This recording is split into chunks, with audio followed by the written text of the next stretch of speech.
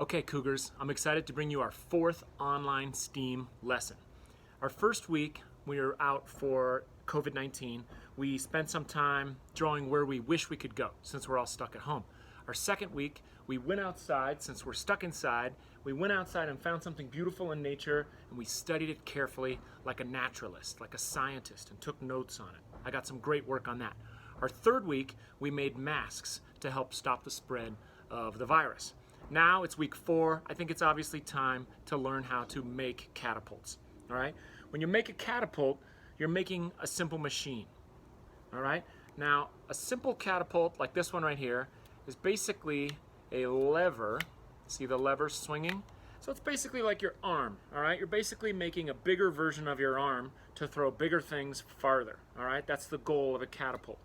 Now, according to my research, some of the first catapults were made by the ancient Greeks about 400 BC or so, and they were used up until about the 1400s. So that's about 1,800 years, 1,800 years that they were useful and popular.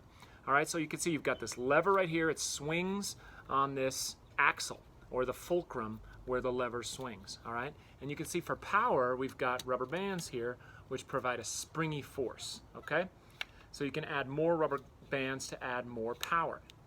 All right, this one was a store-bought kit, but you can also make them on your own. I made this one yesterday in the garage.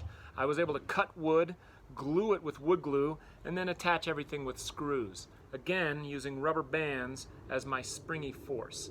Notice how I basically built a square base, and then I have an upright tower, and then across the tower is this stopper bar, and then the swing arm, the lever, has to be flexible. So it's attached at the bottom, but it has to be flexible. So you can see I wove it together with rubber bands right there so that it can flex, but it's attached strongly enough that it's not going to fly off. All right? So there's an example. If you don't have saws and wood glue and screws and everything, then maybe you want to try something more like this. Popsicle sticks, hot glue, rubber bands from that little drawer in the kitchen with the twisty ties and the rubber bands. And this is just an old water cap I found. So same design. We've got a square base, all right? And then I did triangles instead for the tower with that stopper bar here, stopping it when it swings, and then the rubber band attaches on the top 2 corners to give that springy force. It's flexibly attached on the bottom, again, by lashing with rubber bands. So that's another option as well. If you don't have popsicle sticks, maybe you have markers. Use markers. You can always take it apart and use them as markers again. In honor of Earth Day, we want to try to create less garbage and waste, so reuse, all right? And again, I can show you on this one how you attach the power strap right around there like that.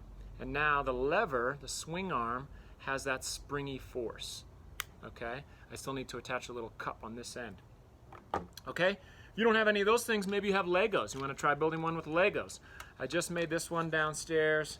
I don't know, it seems a little rickety to me, but it seems like it'll work, but I want to make it stronger. It seems like it's got some room for improvement, and yours probably will too. If it doesn't work, make some changes. Experiment with it. Try to make it better. Try to make it stronger, okay? The easiest, most basic type of catapult in a pinch is going to be your plastic spoon, just like this one from a fast food restaurant. Just load it up, pull it back, and be super careful. Now, obviously, guys, there's some safety concerns here. We want to make sure we're not going to hit anyone in the eye. You don't want to break a window. So please be super careful, guys. I don't want to get in trouble with your parents, all right? So make something cool, but don't make a problem. Don't hurt anybody. That's not cool, right? Now, if you've done all that and you've sent me a picture or a video and you're ready for a challenge, an extension, 2 challenges for you, my friends. The first one is distance. Who can launch the farthest distance? So in that case, we're going to want to kind of lean it back a little bit, pull it back and let it fly. Not bad. Out to the doghouse. Okay, not too bad. And another challenge would be accuracy.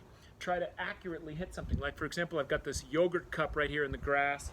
That's an option. Or maybe I can even get it in the door of the doghouse. That would be pretty cool to practice. Whoa. That one's on the roof of the garage. Okay. So those are some options, you guys. Get out there, get experimenting. Make something and then test it and see how it works. If it's having problems, try to fix it, okay? Let me know how it's going. Send me questions if you've got them via the Google Classroom. I can't wait to see what you guys come up with. Please be safe.